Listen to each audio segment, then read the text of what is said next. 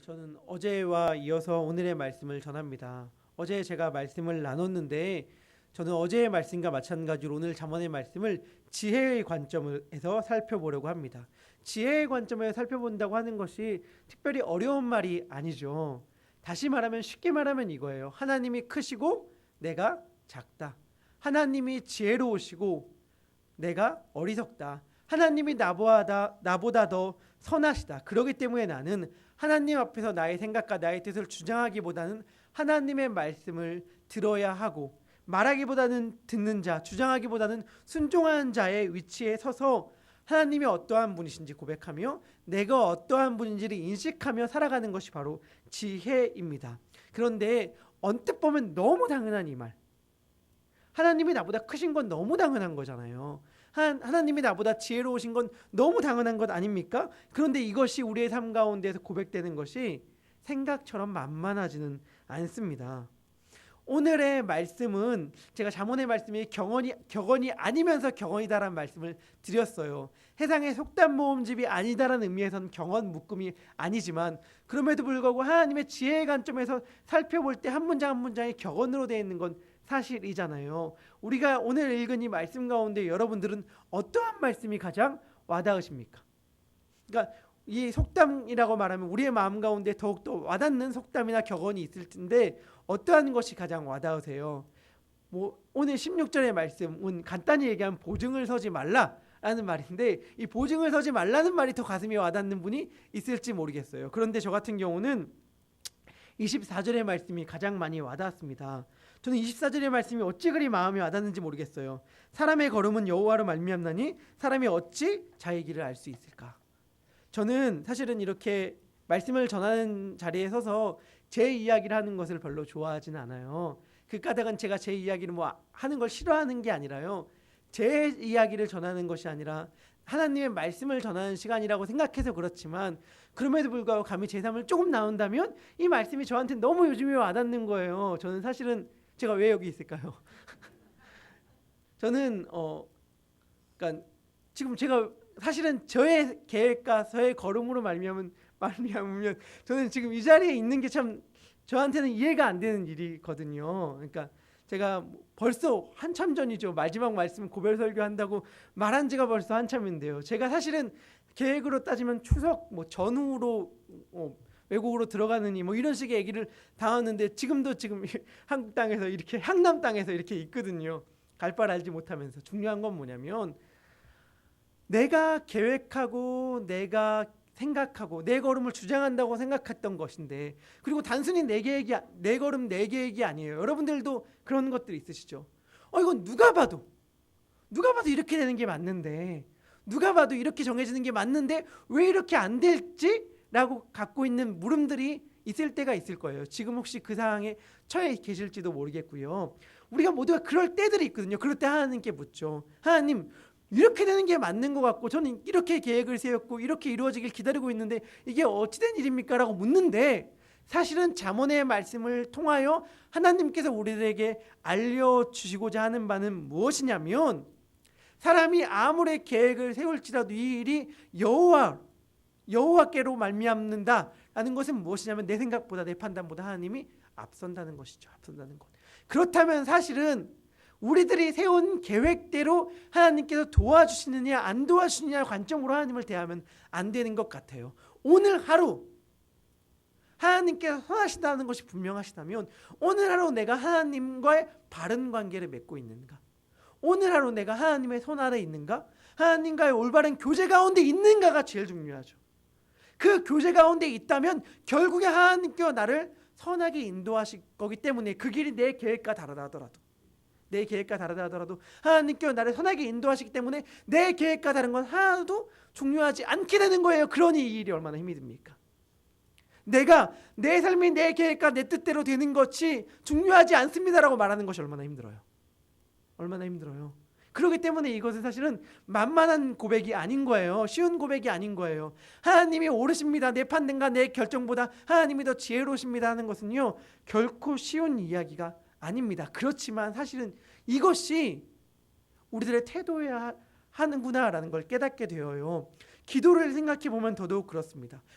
우리가 하나님 앞에 많이 기도하지만 예수님의 기도를 한번 생각해 보세요.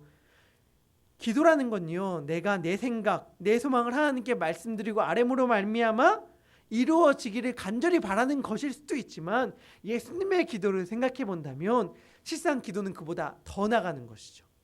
내 생각과 내 뜻이 있다 하더라도 이 내 생각과 내 뜻을 내려놓고 하나님의 뜻이 내 삶 가운데 이루어지길 바라는 것이 바로 예수님의 기도였지 않습니까? 그리고 우리가 바로 그 예수님의 기도를 따라가야 하는 자들이잖아요. 내 생각과 내 뜻이 분명히 있지만 이것을 내려놓고 하나님의 뜻을 구하는 것. 그런데 실상은 따지고 보면 이 길이 바로 지혜로운 길이라고 잠언은 말씀하고 있는 거예요. 왜? 나보다 하나님이 더 똑똑하니까, 나보다 하나님이 더 오르시니까 이 길이 사실은 내 마음에 볼 때는 거치는 길이요, 불편하지만 더 올바르고 선하고 지혜로운 길이라고 잠언은 이야기하고 있는 것입니다. 오늘 읽은 본문의 말씀 가운데 16절은요, 단순히 보증 서지 말라라는 말로 이해할 수도 있을지 모르겠지만 저는 그보다 더 한 단계 나아가서 근원적으로 이러한 말씀을 우리들에게 전하고 있는 것 같아요. 뭐냐면 너 자신이 어떠한 존재인지를 알아라. 보증을 선다는 것이 왜 문제가 되죠? 내 한계, 내 능력, 내가 얼만큼 갖고 있는지도 모른 채 내가 잘못된 판단을 하거나 내 자신의 현실의 인식의 파악이 떨어진 채로 덜커덕 누군가를 도와준다고 할 때 누군가를 도와주거나 아니면 누군가를 그런 마음은 선할지 모르겠지만 내가 어떠한 존재인지를 모르고 하기 때문에 늘 문제가 일어나는 거잖아요. 내가 얼마나 갖고 있는지, 내가 얼마나 능력이 있는지, 내가 얼마나 도와줄 수 있는 그런 형편인지를 조금 더 고려하거나 판단하지 않고 보증을 서기 때문에 문제가 되는 경우가 우리가 얼마나 많습니까? 다시 말한다면 내가 어떠한 존재인지를 잘 모름으로 말미암아 문제가 발생한다는 것이죠. 내가 어떠한 존재인지를 잘 모른다는 것은 내가 생각하는 것보다 더 능력 있어, 내가 생각하는 것보다 더 지혜로워, 내가 생각하는 것보다 더 가지고 있어라는 착각, 자기의 판단의 오류로 말미암은 것 아닙니까? 잠언은 늘 이렇게 얘기하는 거예요. 너는 지혜롭지 않아. 그렇기 때문에 너의 지혜를 의지하면 망해. 그렇기 때문에 하나님의 지혜를 의지하는 것만이 사는 길이야. 그것을 비록 장수라고 표현하기도 하고요, 북이라고도 표현할 수 있지만 다시 말하면 하나님의 지혜를 의지하는 것만이 진정한 생명의 길이라고 잠언은 이야기하는 것인데, 그것을 놓치고 자기 자신의 지혜를 의지하고 자기 자신의 지혜를 의지한 채 스스로 판단하는 자는 결국에는 잘못된 자기 인식으로 말미암아 자기가 갖고 있는 것도 잃어버리고 자기의 삶도 잃어버린다라고 말하는 것이 16절의 말씀인 것 같습니다. 17절은 이렇게 얘기합니다. 속이고 취한 소득은 결국엔 자신에게 해가 된다. 너무 당연한 말인 것 같고 사필기정이라는 말로 우리는 이 말씀을 이해할 수 있을지 모르겠지만 그렇게 생각해 봤어요.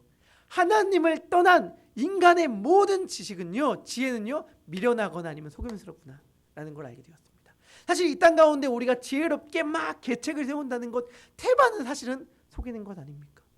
남들을 속이고 거짓 행하는 것 아니에요? 우리가 저 사람 지혜롭게 행동해, 아니면 이 일은 지혜롭게 해야 돼 라고 하는 것들에 대하여 곰곰이 살펴보고 생각해 본다면, 또한 누군가가 기업을 운영하거나 이럴 때에 하나님을 떠난 상태에서 지혜를 발휘한다고 하는 그 수많은 지혜들은 사실은 대다수의 경우는 속임, 거짓인 경우가 얼마나 많이 있습니까? 그런데 하나님께서 이 속임수와 거짓은 얼마나 싫어하십니까? 그러니 속임과 거짓으로 취한 성공도 하나님이 보실 땐 가증한 것이죠.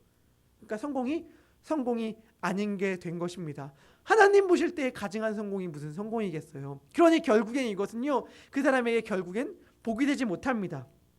해가 되어버리고 말지요. 마치 자갈을, 모래를 심는 것처럼 말입니다.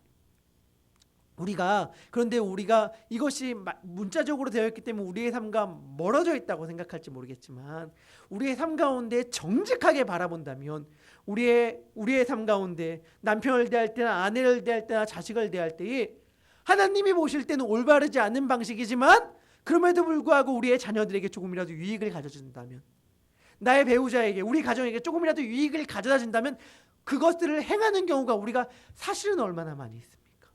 그런데 그것을 행할 때 그것이 그 순간에는 우리들의 자녀들에게 유익을 가져다 줄지 모르고 우리들의 가정에 유익을 가져다 준다고 착각할지 모르겠지만 그것이 실상은 하나님으로부터 멀어지는 길이기 때문에 결국에 우리 가정 가운데는 복이 아니라 저주가 되는 거예요. 우리 자녀들에게 유익을 가져다 주는 것 같지만 결국엔 해를 가져다 주는 것입니다. 그렇기 때문에 하나님 보시기에 정직하게 행하는 것이야말로 진정한 참된 복이라는 사실을 우리가 늘 기억해야 합니다. 18절부터 19절의 말씀은요, 이렇게 생각해 볼 수 있을 것 같아요. 제가 어제 듣는다는 걸 많이 이야기했어요. 우리가 말하기보다는 들어야 한다고 말이죠. 들음으로 생각해 볼 수 있을 것 같습니다. 우리는 말하기보다 들어야 합니다. 중요한 것은 하나님께 듣는 자는요, 내가 하나님께 먼저 말하기보다 하나님께 먼저 들으려는 마음을 가진 사람은요, 사람의 말도 듣습니다.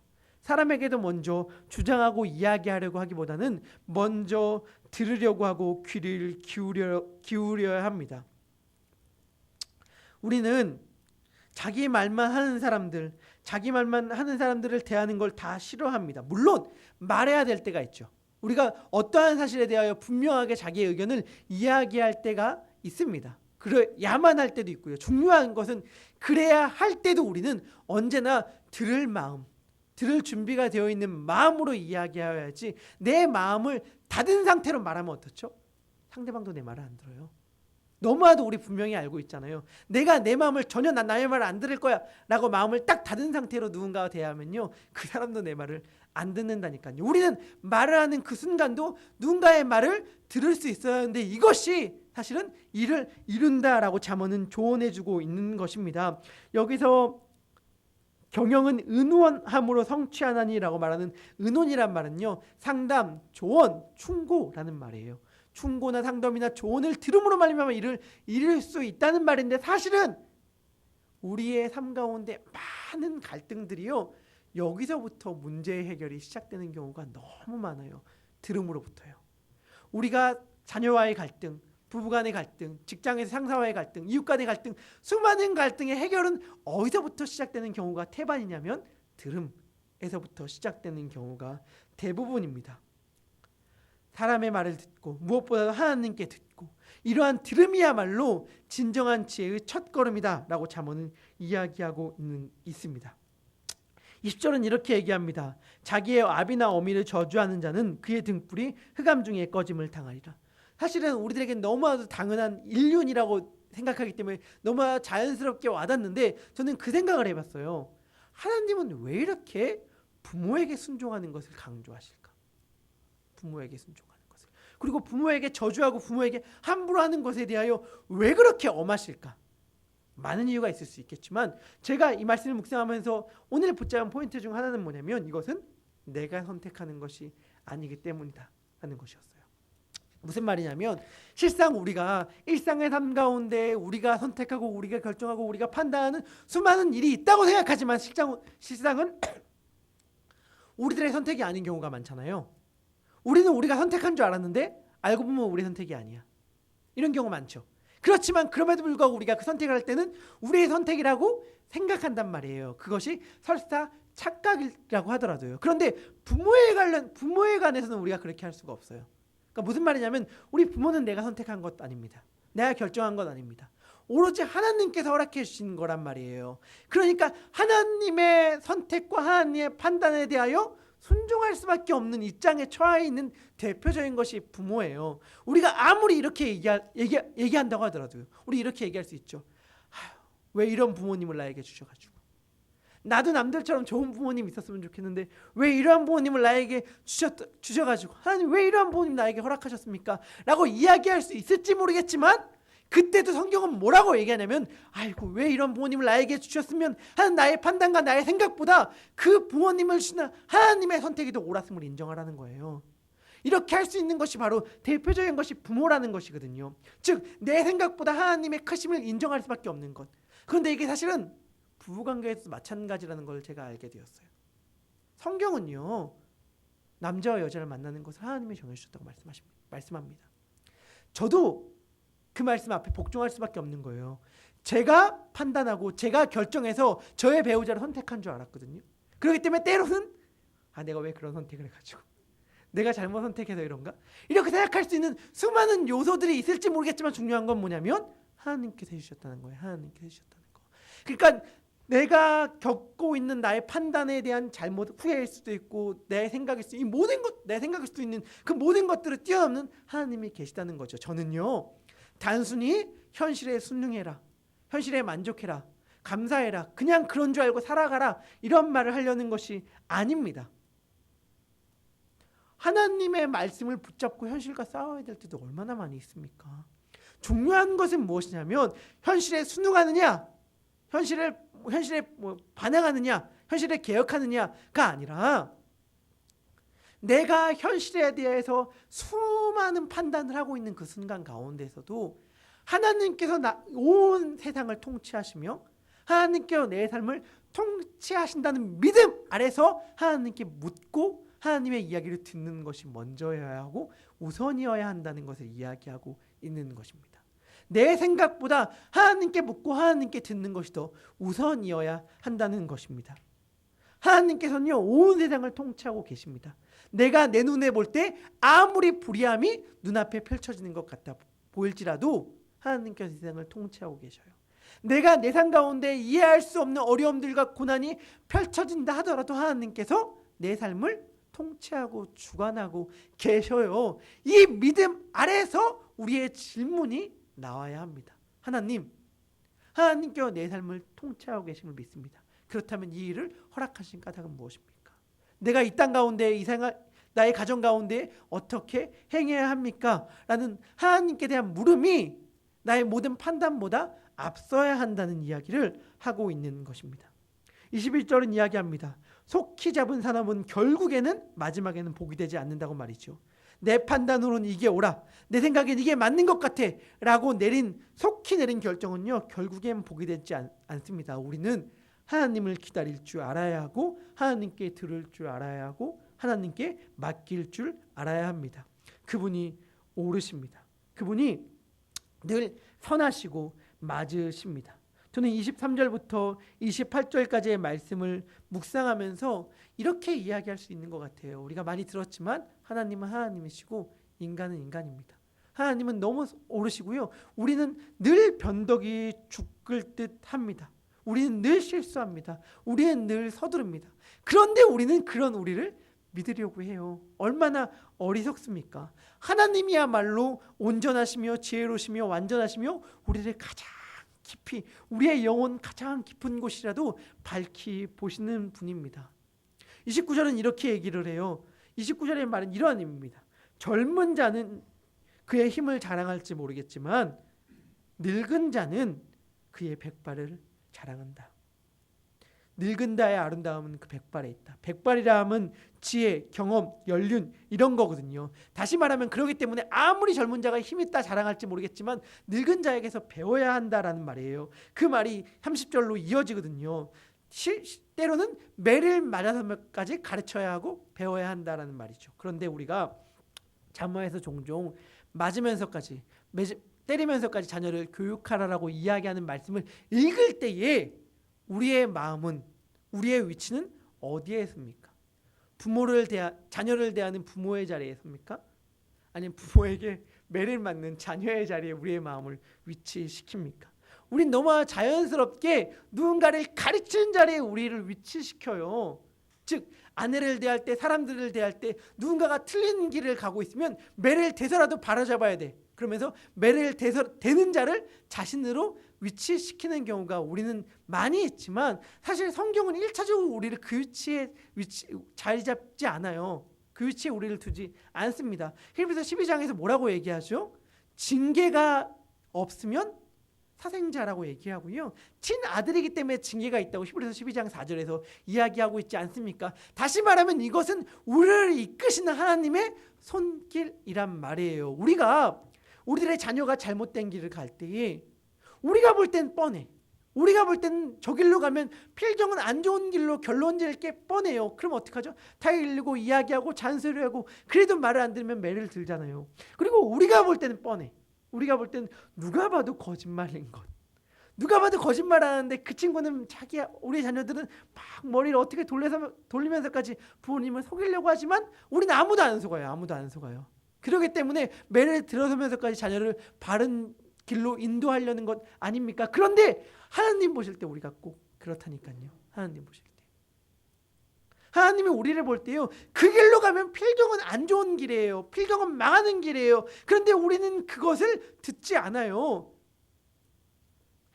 우리는 하나님 앞에 끊임없이 우리들의 합리와 우리들의 생각을 이야기하지만 하나님 보실 땐 그것이 다 거짓말인 경우가 너무나도 많이 있다니까요. 우리들이 자녀들을 대하면서 가장 답답하고 가장 한숨이 나고 가장 속이 이렇게 터질 것 같은 경우가 언제냐면, 자녀들은 우리가 볼 때 한참 어린데 자기가 다 컸다고 생각할 때, 자기가 다 안다고 생각할 때, 나도 알 만큼 알거든?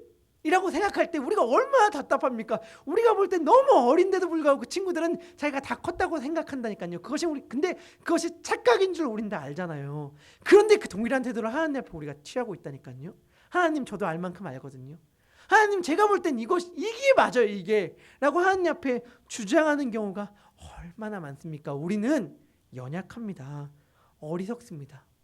우리의 계획과 바람이, 우리의 소망이, 그러니까 하나님 보실 때 얼마나 어설프겠습니까? 우리의 기도가요, 그렇기 때문에, 근데 우리의 기도는 그 하나님 보실 때 어설픈 그것을 이루어달라고 막 하나님께 떼쓰는 기도라면은 하나님 보실 때 얼마나 마음이 안타깝고 답답하겠어요. 그런데 어리석은 우리가 지혜롭게 되는 길은 단 하나죠. 우리의 주장을 하지 않는 것. 지혜로운 하나님 앞에 우리의 어리석음을 인정하는 것. 하나님, 제 생각과 제 판단을 하나님 앞에 내려놓고 참 지혜신 하나님의 생각과 하나님의 판단을 제 삶 가운데에 채워놓겠습니다. 제 삶 가운데 하나님께서 판단하여 주시옵소서.